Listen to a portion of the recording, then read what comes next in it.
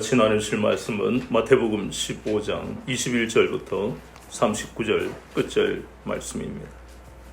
마태복음 15장 21절부터 39절까지 말씀입니다. 교독하겠습니다. 예수께서 거기서 나가사 두로와 시돈 지방으로 들어가시니 가난한 여자 하나가 그 지경에서 나와서 소리를 이르되 주 다윗의 자손이여 나를 불쌍히 여기소서 내 딸이 흉악하게 귀신 들렸나이다 하되 예수는 한 말씀도 대답하지 아니하시니 제자들이 와서 청하여 말하되 그 여자가 우리 뒤에서 소리를 지르오니 그를 보내소서.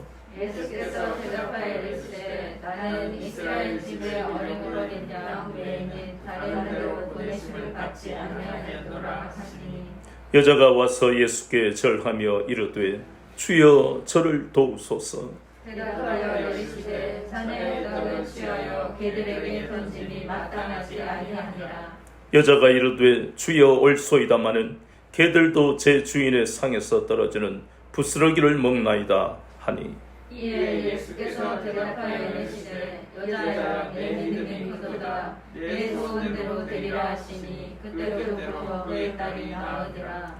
예수께서 거기서 떠나사 갈릴리 호숫가에 이르러 산에 올라가 거기 앉으시니 큰 무리가 다리 저는 사람과 장애인과 맹인과 말 못하는 사람과 기타 여럿을 데리고 와서 예수의 앞에 앉음에 붙여주시니 말 못하는 사람이 말하고 장애인이 온전하게 되고 다리 저는 사람이 걸으며 맹인이 보는 것을 무리가 보고 놀랍게 여겨 이스라엘의 하나님께 영광을 돌리니라. 예수께서 제자들을 불러 이르시되 내가 우리를 불쌍히 여기노라. 그들이 나와 함께 있은지 이미 사흘이매 먹을 것이 없도다. 길에서 기진할까 하여 굶겨 보내지 못하겠노라. 제자들이 이르되 광야에 있어 우리가 어디서 이런 무리가 배부를 만큼 떡을 얻으리이까. 예수께서 이르시되 너희에게 떡이 몇 개나 있느냐 이르되 7개와 작은 생선 2마리가 있나이다 하거늘 예수께서 무리에게 명하사 땅에 앉게 하시고 떡 7개와 그 생선을 가지사 축사하시고 떼어 제자들에게 주시니 제자들이 무리에게 주매 다 배불리 먹고 남은 조각을 7 광주리에 차게 거두었으며 먹은 자는 여자와 어린아이 외에 4,000명이었더라. 같이요. 예수께서 무리를 흩어 보내시고 배에 오르사 마가단 지경으로 가시니라. 아멘. 오늘은 마태복음 15장 21절부터 39절 본문을 통해 내 믿음이 크도다 소원대로 되리라 하는 제목으로 같이 은혜를 나누겠습니다. 우리가 예수님을 믿기 전에 우리는 과거에 모두 죄 아래 매여 있던 인생들입니다. 우리가 잘 알다시피 창세기 6장 5절과 8장 21절을 보면 인간 생각하는 것이 항상 악하다 그랬습니다. 그것이 우리의 과거의 모습이었어요.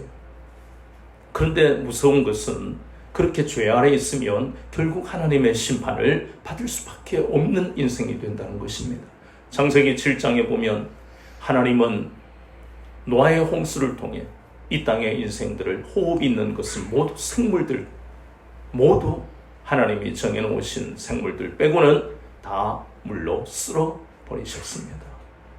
거기에서 끝난 하나님의 심판이 아닙니다.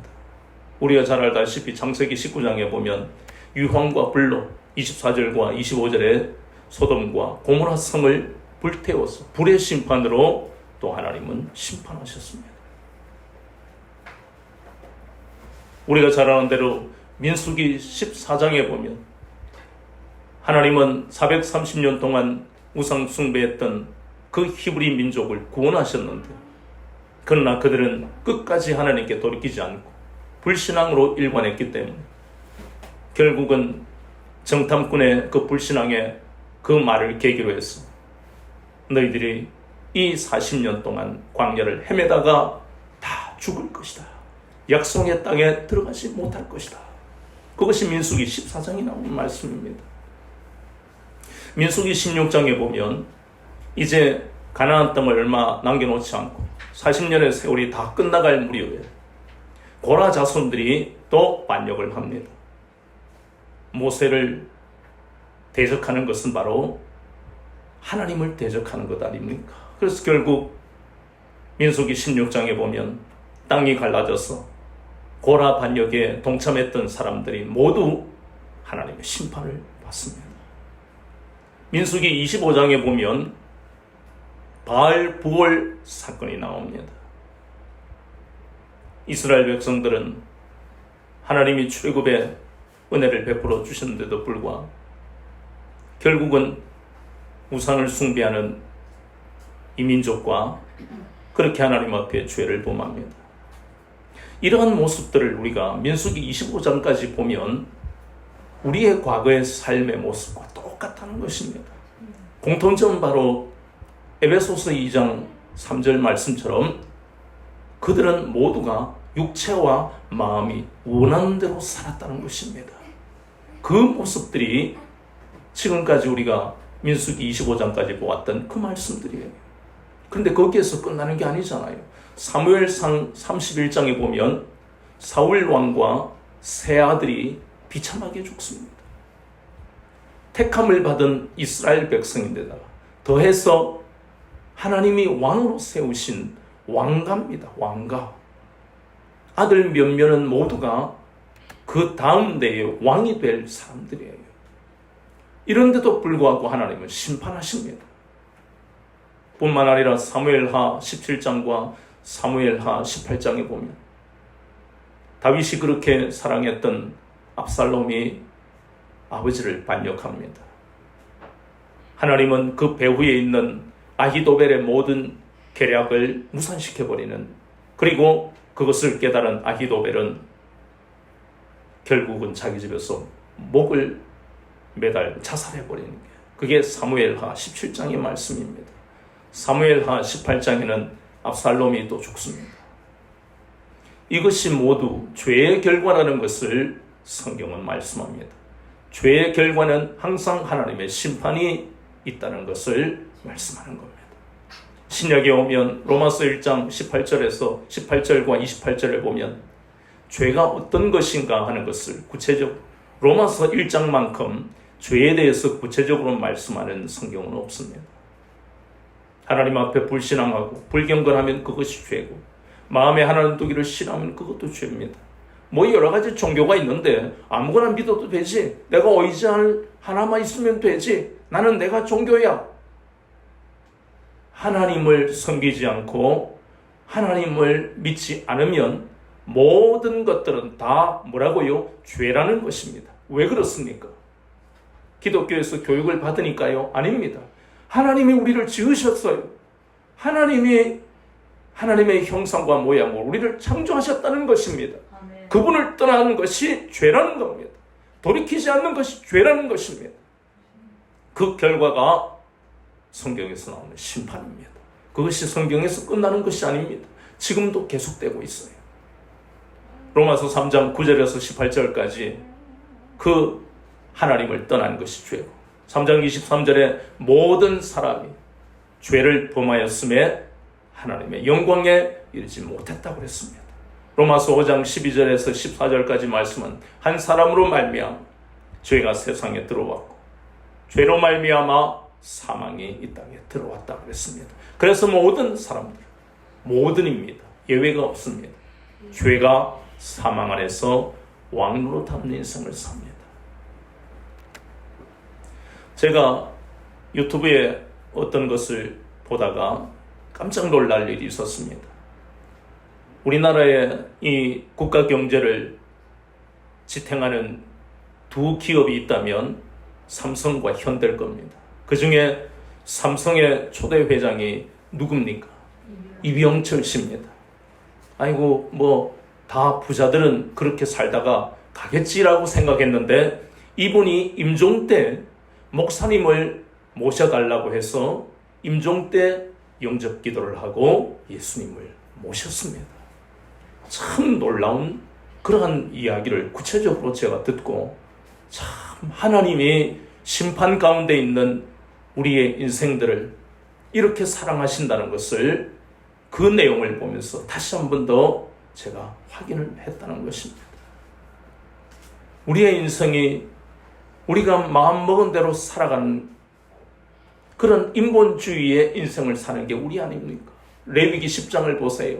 레위기 10장 1절 2절에 보면 참으로 이스라엘 백성들의 그러한 부러움을 받았던 나답과 아비후라 하는 그 제사장들이 있습니다. 아버지는 초대 대제사장입니다. 계속해서 하나님은 레위기서를 통해 출애굽기를 통해서 이제 앞으로 레위인과 그리고 아론 계열의 제사장 대제사장은 구별하겠다 이렇게 말씀하시는 거예요. 택함을 받았는데 그 중에도 레위인들은 하나님이 특별히 사용하시는데 그 레위인 중에서도 아론 계열만을 특별히 하나님이 거룩한 일에 쓰셨다는 거예요. 레위인들은 제사장과 대제사장의 심부름을 하는 그것도 거룩한 거지만 그 중에 제사장과 대제사장은 이스라엘에서 가장 중요한 일을 했던 사람들입니다. 그 영광을 왕과 비교할 수 없는 그 영광을 받은 사람들이 나답과 아비후입니다. 그런데 그럼에도 불구하고 그들은 신앙생활을 바로 하지 않았어요. 아버지만 믿고 자신들이 제사장인데도 불구하고 하나님 앞에 드릴 제물이 있으면 가장 맛있는 고기의 부위를 먼저 그냥 먹어버리고 도둑질하고 얼마나 참 심각한 그런 모습인지 모릅니다. 거기에다 가장 큰 죄는 바로 하나님이 사용하라고 하신 그 불을 사용하지 않는 다른 불로 분향단에 불을 붙이다가 결국 하나님의 심판을 받았습니다. 우리는 생각할 수 있습니다. 레위기서 10장하고 우리하고 무슨 상관이 있는지 빨리 우리에게 이해가 잘 안 됩니다. 그러나 다른 불을 썼다는 것은 바로 다른 길을 걸어가는 인생들을 의미하는 것입니다. 하나님이 지으신 인생이 하나님이 지시하시는 성경 말씀을 통해 그 지시하시는 길을 가야만 하나님의 심판을 받지 않는 하나님이 택하신 백성인데도 불구하고 제사장인데도 불구하고 다른 불을 썼다는 것은 하나님의 지시를 따르지 않고 하나님이 가라는 길을 걷지 않았다는 것을 의미하는 것입니다. 마태복음 7장 13절과 14절 말씀이 그것이잖아요.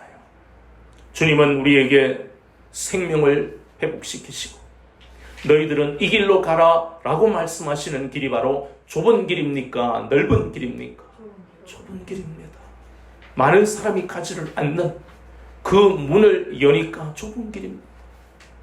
얼마나 마음부터 시작을 하려니 힘듭니까? 그러나 이 길이 생명의 길이라고 분명히 주님은 말씀하셨어요. 그러면 좁은 길이 아닌 다른 길은 뭔데요? 멸망의 길이라는 겁니다. 나답과 아비후에서 끝나는 게 아니에요. 우리가 가슴을 쳐야 되는 것은 나답과 아비후처럼 내가 과거에 다른 길을 걸어가고 있었습니다. 그것을 가슴을 치고 회개하고 지금도 만약에 다른 길을 걷고 있으면 회개해야 되는 것이에요. 다른 불을 쓰다가 심판받은 나답과 아비후처럼 다른 길을 걸어가다가 결국은 멸망으로 끝난다는 것을 우리는 레위기 10장에서 교훈을 얻어야 된다는 것입니다. 하나님의 말씀은 구약이 어렵고 신약이 쉽고 그런 건 없습니다. 하나님의 모든 말씀은 어려워요. 그러나 하나님은 우리를 사랑하시기 때문에 그 말씀을 풀어주셔요. 뭐만 있으면 신학을 해야만 아닙니다. 우리의 마음속에 뭐만 있으면 시편 42편 1절 2절 말씀처럼 사슴처럼 목이 마르면, 사슴은 물 때문에 목이 마르잖아요. 물을 마셔야만 그런 살겠단 말이에요. 그런 것처럼 우리도 사슴처럼, 목마른 사슴처럼 하나님을 열망해야 된다는 거예요. 하나님을 열망하기만 하면 어렵고 쉽고가 아니라 모든 말씀이 다 풀리게 되어 있습니다. 우리 눈에 보인 바가 되고 우리 귀에 들리는 거예요. 하나님이 나를 얼마나 사랑하시는지 우리 귀에 그 음성이 들린다는 것입니다. 그래서 우리는 이제 과거에 잘못된 다른 길을 걸어가던 인생이 아니고, 이제는 말씀을 날마다 가까이에서 주님이 걸어가게 하시는 생명의 길을 걷는 인생이 되었다는 것입니다. 이것은 그냥 되어진 것이 아닙니다. 이렇게 다른 길을 걸어가던 인생에 하나님은 그래도 사랑하셔서 우리 죄에 대하여 단번에 제물이 되게 하시려고 예수님을 이 땅에 보내셔서 결국은 우리를 위해 죽이시려고 우리에게 보내셨다는 것입니다. 그것이 바로 하나님의 긍휼하심입니다. 그 하나님의 긍휼을 우리가 덧입었다는 것입니다. 갚을 수가 없는 사랑이에요. 예수님은 그것을 마태복음 18장에서 1만 달란트의 빚이 탕감되었다라고 말씀합니다. 그래서 하나님의 사랑을 갚을 수 없습니다 하는 건 너무 막연하고 추상적이지만 1만 달란트의 빚을 탕감했다는 것은 미국의 한 해 예산에 해당하는 빚을 갚아주셨다, 그 뜻이에요. 인간이 어떻게 갚을 수 있습니까? 인간은 결코 그런 어마어마한 빚을 갚을 수 없습니다.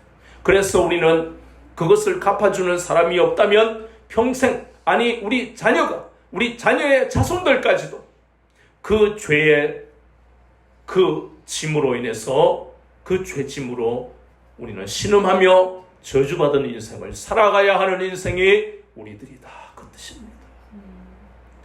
오직 한 가지, 하나님의 긍휼로 우리가 하나님의 자녀가 되었습니다. 아멘. 마귀나 세상의 포로가 아닌 하나님의 자녀가 된 것입니다. 430년 동안 내 자녀가 애굽에 종살이 한다고 생각해 보십시오. 얼마나 애지중지 키운 자녀, 얼마나 사랑하는 가족인데 그 가족이 지금부터 430년 동안 노예로 산다고 생각해 보십시오. 70년 동안 노예로 산다고 생각해 보세요. 그래서 저주받은 인생이라는 겁니다. 그러나 그렇게 살아가던 우리의 발걸음을 돌이키게 하신 것은 전적인 하나님의 긍휼로 빚어진 것입니다. 아멘. 에베소서 1장 7절에 우리가 그리스도 안에서 그의 은혜의 풍성함을 따라 그의 피로 말미암아 속량 곧 죄사함을 받았다. 이 속량이 바로 하나님의 긍휼이라는 것입니다. 속량이라는 뜻은 속전 혹은 대속물을 가지고 노예나 포로에서 풀려나는 것, 그것을 지불하는 그 값을 속전 혹은 대속물 혹은 속량이라고 하는 것입니다. 우리 모든 인생들, 인류의 죄를 대신 짊어지신 예수님으로 인해서 우리는 대속의 은혜를 받았다는 것입니다. 그런데 예수 그리스도를 믿지 않으면 이 대속의 은혜를 깨닫지도 못할 뿐더러 구원받지도 못합니다. 그래서 우리는 이 땅에서 예수 그리스도를 믿고 이제는 우리의 삶의 길과 그리고 방식과 모든 가치관이 변화되었다는 것입니다. 물론 우리는 오늘 본문의 수로보니게 여인을 보면서, 그리고 여러 가지 질병에 고통스러운 사람들이 예수님 앞에 나오는 것을 보면서 예수님을 따르다가 사흘 동안 먹지 못하는 그 사람들의 배고픈 모습을 보면서 이것이 구원받은 우리에게 끝나는 게 아니라 우리도 여전히 이런 문제들이 우리 인생에 온다는 것입니다. 그러나 중요한 것은 본문에서 그 해결할 수 없는 문제로 인해서 고통받는 사람들이 예수님을 만나서 해결받았다는 것이 오늘 말씀의 핵심이라는 겁니다. 수로보니게도 여인도 결국 자녀 문제 해결을 받았고, 여러 가지 질병, 맹인이나 장애인이나 여러 가지 질병 가운데 있는 사람들이 다 고침을 받았어요. 거기다가 사흘 동안 먹지 못하고 예수님을 따랐던 많은 사람들, 여자와 어린 아이를 제외하고 4,000명이나 되는 그 사람들, 먹고도 몇 광줄이나, 오늘 본문에 보니까 7광줄이나 남을 만큼 하나님은 칠병이어의 기적을 나타내시면서 우리 인생들을 구원의 그 놀라운 은혜뿐만 아니라 우리 인생을 인도하시는 것을 직접 이 장면을 통해 보게 하시잖아요. 그렇다면 우리는 이제 인생의 이러한 질병이나 자녀 문제 혹은 경제적인 어려움이나 숱한 어려움을 어떻게 해결할 것인가 하는 그 해결의 방법을 우리는 본문을 통해 찾았다는 것입니다. 주님은 우리에게 그 해결 방법을 이렇게 말씀하십니다. 너희들은 수로보니게 여인처럼 기도하라. 그것이 바로 구원받고 난 다음에라도 만나는 문제에 두려워하지 말고 그 속에서 하나님의 오면 섭리가 있음을 체험하라는 것입니다. 수로보니게 여인은 오늘 어떻게 기도했습니까? 수로보니게 여인은 오랫동안 그의 사랑하는 딸이 귀신에 들려서 고통을 받고 있었습니다. 그런데 그 여인의 귀에 예수님이 오신다는 그 소문을 들었다는 것이에요. 그래서 그는 예수님 앞에 달려갔습니다. 그가 누구임에도 불구하고 이방 여인임에도 불구하고 이방인들은 그 당시 유대 사회에서 소외받던 사회적 약자였어요. 그러나 그럼에도 불구하고 두려워하지 않고 예수님께 한 걸음으로 달려갔습니다. 그래서 예수님 앞에 그냥 속삭였습니까? 아닙니다. 울부짖었어요. 예수님, 흉악히 귀신 들린 내 딸을 고쳐달라. 그럼 보통 이런 경우에요. 저를 보세요. 앞에서 예수님은 우리가 보았던 그 본문의 말씀들을 보면 다 고쳐주셨어요. 보세요. 나병 환자도 치료해 주셨고, 또 우리가 잘 아는 백부장의 하인도 치료해 주셨고, 거기다가 베드로의 장모의 열병도 고쳐주셨고, 또 중풍병자도 고쳐주셨고, 죽은 소녀도 살리셨어요. 죽은 사람은 어떻게 살립니까?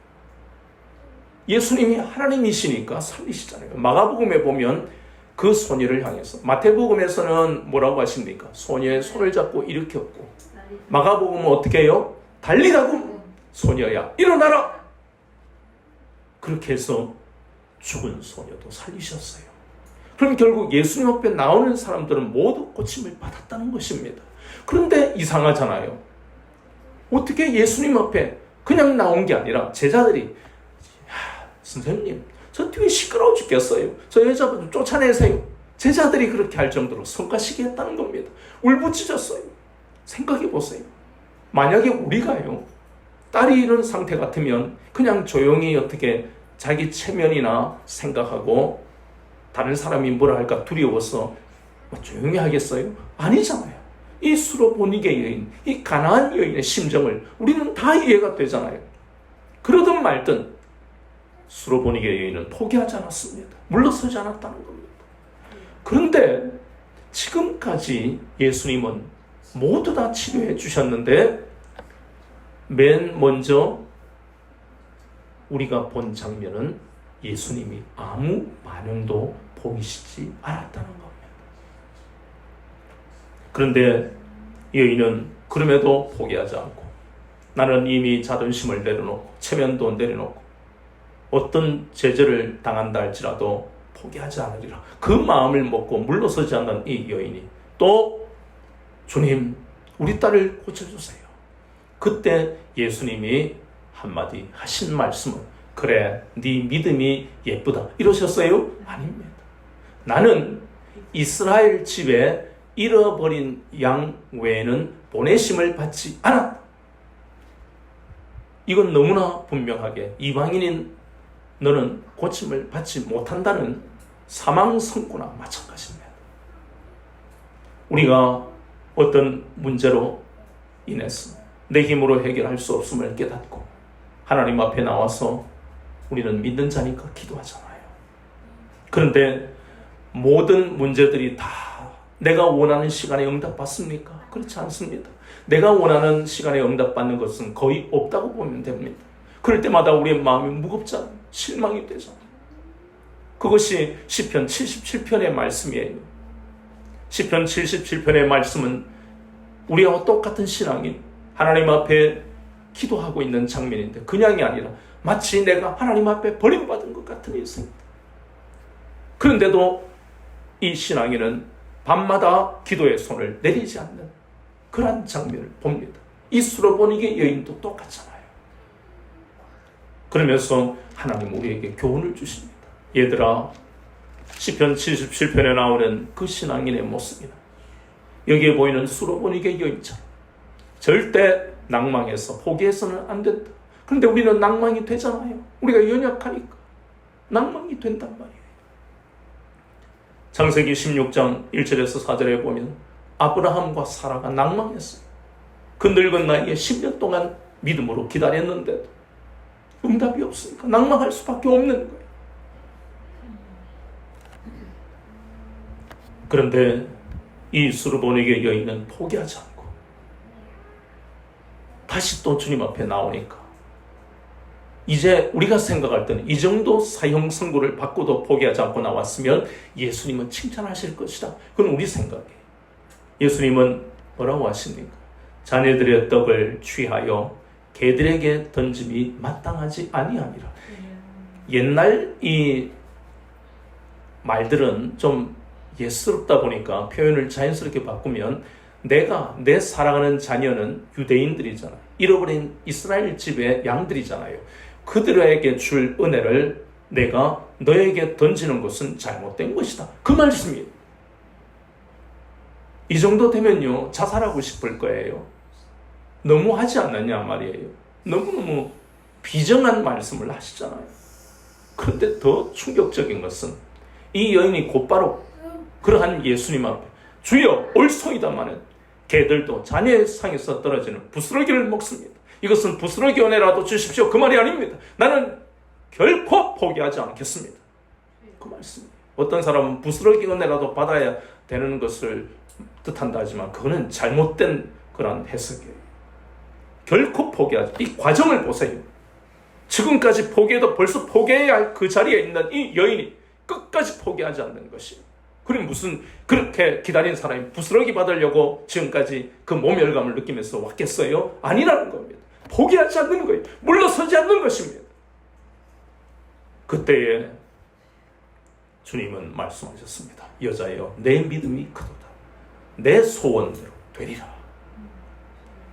결국 우리가 이 본문을 통해 깨닫게 되는 것은 자녀의 문제, 경제적인 어려움, 질병, 말할 수 없는 어려움이 우리 인생의 앞에 놓여 있습니다.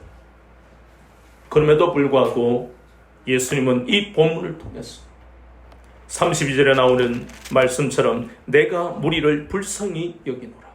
이 하나님의 긍휼로 구원받은 우리가 이제 또 이렇게 예수님이 우리를 구원하시고 끝난 게 아니라 여전히 불쌍히 여기고 계신 그 은혜로 우리가 살아간다는 것을 깨닫는 거예요. 그래서 그 은혜에 힘입어서 그럼 구체적으로 우리가 신앙생활을 어떻게 해야 되는지 예수님은 그대로 말씀하시잖아요. 골로새서 3장 말씀처럼 2장 2절 3절 말씀처럼 예수 그리스도 안에 모든 지혜와 지식의 보화가 감추어져 있는 것을 지금 우리가 보고 있는 거예요. 수로보니게 여인을 통해서 우리가 인생에서 만나는 어려움을 어떻게 헤쳐나가야 되는지 그 지혜가 지식이 이 수로보니게 여인을 통해서 말씀하고 있는 거예요. 우리가 복음의 밭을 왜 캐야 되는지를 다시 한 번 더 확인하는 것입니다. 포기하지 않았던 이 여인처럼 우리는 하나님의 신실하심을 믿어야 된다는 것입니다. 하나님이 반드시 약속하신 이 약속의 말씀, 구약, 옛날에 약속하신 말씀, 신약, 오늘날 약속하신 이 말씀들은 반드시 성취될 것을 믿는 믿음이 우리에게 필요한 것입니다. 그리고 우리는 이렇게 수로보니게처럼 여인처럼 몇 번이나 포기해야 될 상황이 온다할지라도 그럴 때마다 내가 이방인이라서 그런 말을 하실까? 나는 관심도 없는 것인가? 내가 무엇이 문제인가? 자기의 침륜에 빠질 것이 아니고 그럴수록 이 여인처럼, 그리고 시편 77편에 보이는 그 신앙인처럼 우리는 더 끈질기게 기도해야만 하는 것입니다. 그때에 반드시 응답이 있다는 것입니다. 에스더서 4장 16절을 우리가 잘 알지요. 죽으면 죽으리라. 이 말씀은 참 우리가 마음에 새기는 말씀입니다. 그런데 이 배경을 우리가 잠깐 알아야 될 것이, 그 당시의 이야기는 페르시아에서 일어난 일입니다. 정확하게 역사적으로 보면 제1차 포로 귀환이 끝나고 제2차 포로 귀환이 시작되는 그 전의 이야기입니다. 아하수에로 왕의 아버지는 다리오입니다. 다리오는 그리스와 전쟁을 해서 마라톤 전투에서 지고 나라가 상당히 어려워졌어요. 왜냐하면 전쟁을 하면 물질이 많이 들어요. 돈이 많이 드는 겁니다. 그런데 이 아하수에로 왕은 아버지의 그 실패를 교훈 삼아 조심해야 되는데도 불구하고 자존심이 허락하지 않으니까 또 군인을 징집을 하고 또 돈을 이리저리 어쨌든 마련해서 전쟁을 벌이는데, 그것이 바로 우리가 들은 적이 있을 거예요. 살라미스 해전이라고 바다에서도 그리스와 싸웁니다. 그 싸움에 이 아하수에로 왕 때 우리가 잘 아는 이 영화 300이라는 그 스파르타 군인들과 싸우는 그 장면이 바로 이 왕 때 일어난 일이에요. 그런데 문제는 이 왕이 굉장히 성격이 급하고요. 거기다가 잔인하고 거기다가 주색 잡기에 관심이 많은 왕이에요. 아버지가 마라톤 전쟁에서 졌기 때문에 나라가 여러 가지 물질 어려움이 있었는데 전쟁을 다시 준비하려면 170만 명 가까운 군사를 징발했다고 역사에 나오는데, 그러려면 돈이 얼마나 많이 들어요. 그때 여러 방법으로 돈을 마련하다가 그 중에 한 사람이 바로 하만이라는 사람이에요. 이 하만이 돈이 굉장히 많았습니다. 그래서 이 하만의 돈을 많이 받았어요. 그래서 왕은 그 당시 아하수에로지만 총리인 하만이 실세였어요. 권력을 하만이 잡고 있었습니다. 그래서 하만이 자기 마음대로 했던 것입니다. 이 정치적인 어떤 역사적 배경을 우리가 잠깐 알면 에스더서의 그러한 4장 16절의 말씀을 훨씬 더 이해하기 쉬워요. 그래서 하만은 모르드게가 자기에게 인사를 하지 않았다는 것, 우리는 단순히 그 대목만 보면 기분 나빠서 그럴 수 있겠다라고 막 넘어가면 그만인데 왜 페르시아에 남아있는 유다인들을 다 죽이려고 했을까? 그 배경을 우리가 알아야 됩니다. 1차 포로 귀환에 다 가지 못하고 남아있던 사람도 하나님은 포로에서 귀환되는 사람들과 유다에 있는 백성들뿐만 아니라 페르시아에 남아있는 그 유다인들도 하나님이 얼마나 사랑하시는지를 알게 하시는 게 바로 에스더서입니다. 항상 사람들의 어떤 눈에 띄는 그런 자리에 있는 사람만 하나님이 사랑하시는 게 아니에요. 페르시아에 남아있는 그 유다인들 얼마나 하나님이 사랑하시는지. 그런데 하라는 그 마귀의 계략, 페르시아에 있는 유다인들을 다 죽이는 계략을 짜잖아요. 그럼에도 불구하고 하나님은 모르드게와 에스더를 사용하셔서 그 유다인들을 살리는, 그것을 우리가 이스라엘에서 어떤 절기라 그럽니까? 불임절이라 그러잖아요. 그 말씀에서 에스더서 4장 16절을 보면 죽으면 죽으리라 하는 것은 에스더만 금식한 게 아니에요.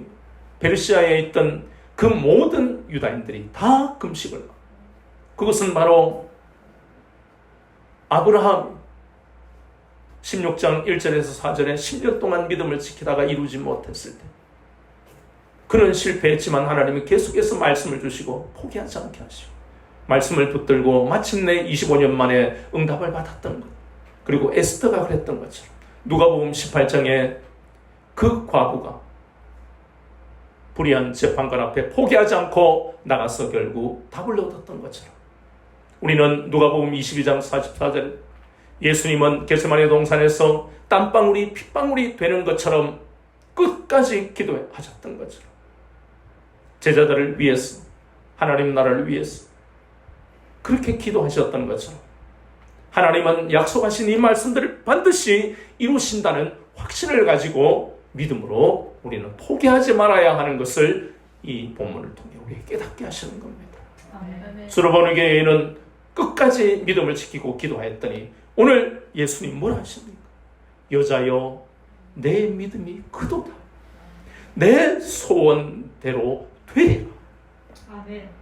우리는 이 교회는 비록 다른 사람 보기에는 작은 교회일지 모르지만 그러나 우리는 큰 믿음을 가지고 가야 하는 것입니다. 아멘. 그래서 어떤 문제를 만나든 간에 수로보니게 여인을 통해서 우리에게 이 보배 같은 말씀, 어려움을 헤쳐나가는 방법을 예수님이 우리에게 깨닫게 하시는 것처럼 포기하지 말고 약속하신 말씀을 붙들고 그냥 내 감정대로 기도할 것이 아니고 약속하신 그 말씀을 붙들고 그 말씀은 반드시 이루어지는 것을 수없이 많은 사람을 통해서 말씀하시고 오늘 이 수로보니게 여인을 통해서 증거가 되게 하신 것처럼 우리는 약속의 말씀을 성취하신 그 신실하신 주님을 바라고 우리를 고통 속에서 헤매는 우리를 향해서 내가 이 무리를 불쌍히 여기노라 하시는 주님의 그 긍휼하심을 덧입고 포기하지 말고 우리는 이 믿음의 길을 걸어가야만 된다는 것입니다.